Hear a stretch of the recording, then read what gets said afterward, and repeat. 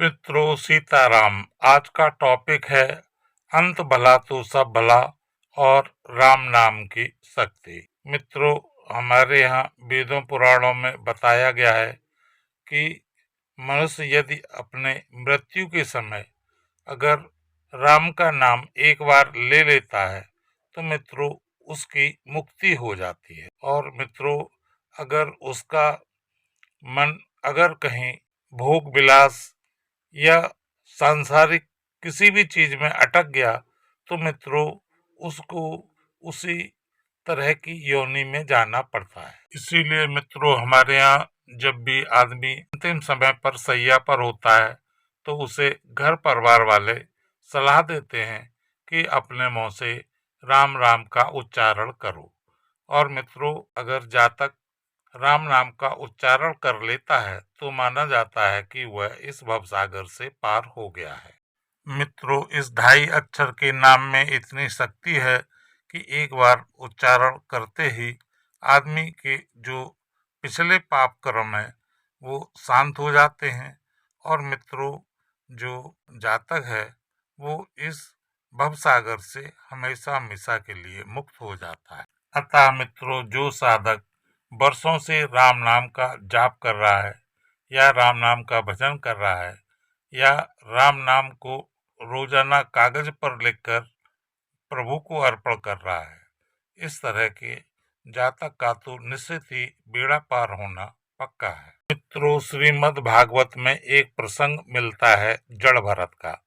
जड़ भरत जी एक अच्छे संत थे और मित्रों एक बार उनको एक हिरण का छोटा बच्चा मिल गया जिसकी मां मर गई थी। तो मित्रों, जड़ भरत जी उस बच्चे को अपनी कुटिया में ले आए और उसका लालन पालन बड़े अच्छी तरह से किया। मित्रों, जब जड़ भरत जी का अंतिम समय आया तो उनका जो मन था वो हिरण के बच्चे में अटक गया। बोले, अब मेरे बाद इस बच्चे का कौन हिफाजत करेगा, कौन इसको खाना देगा और कौन इसकी सेवा करेगा। तो मित्रों, मात्र इतने ही चिंतन से जड़ भरत जी को हिरण की योनि प्राप्त हुई। मित्रों, राम नाम का एक और छोटा सा उदाहरण हम आपको देते हैं। मित्रों, महर्षि वाल्मीकि का नाम सभी जानते हैं, जिन्होंने प्रभु राम के बारे में एडवांस में ही पूरी कहानी लिख करके रख दी थी। मित्रों, जो वाल्मीकि जी थे वो बिना पढ़े लिखे और एक डाकू की तरह रहते थे और जो राहगीर निकलते थे उनको लूट मार करके उनसे पैसा ले लेते थे और उससे ही अपनी गृहस्थी का संचालन करते थे।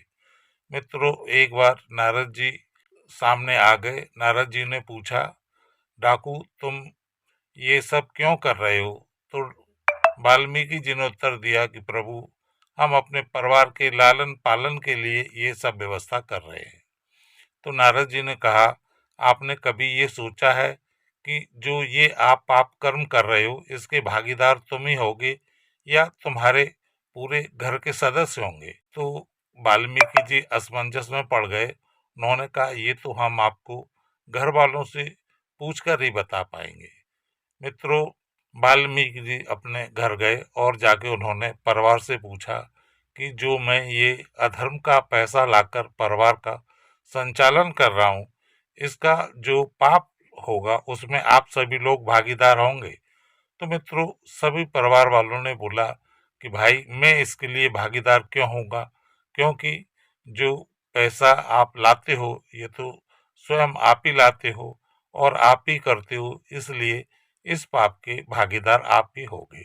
मित्रों, इतना सुनते ही वाल्मीकि जी की आंखें खुल गईं और वो नारद जी के पास आए और नारद जी से पूछा कि प्रभु, इस भवसागर से हमें पार करने का कोई एक तरीका बता दो।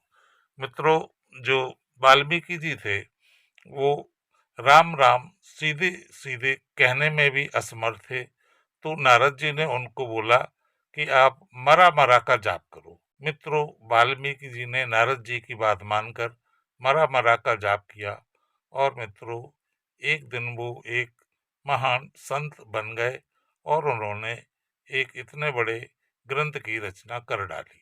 मित्रों, अगर वीडियो पसंद आया हो तो आप जय श्री राम कमेंट अवश्य करें। मित्रों, मिलते हैं अगले वीडियो में फिर एक नए विषय के साथ। तब तक के लिए मित्रों सीताराम सीताराम।